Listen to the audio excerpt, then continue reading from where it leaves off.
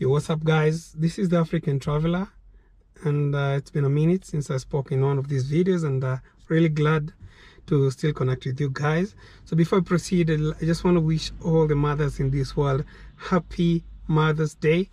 And without you mothers, most of us couldn't be where we are. So happy Mother's Day to all the mothers in the world, wherever you are. We really appreciate you. And now, so it's been okay, please allow me to remove this mask. So sometimes I can't really help myself. I can't really help my hands from touching my face, so I usually carry a sanitizer wherever I go. And today I'm going to take you to Ngong Road, still under construction. I've taken you guys a couple of times. Today what will be different is I will fly the drone in some areas, especially past Junction and Adams. So that is the only place I could.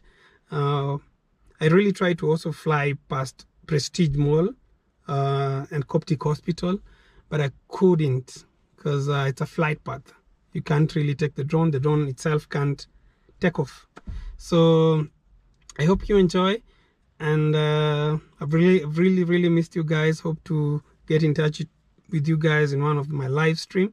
So please enjoy, and don't forget to like, leave a comment, and don't forget to subscribe. Ciao.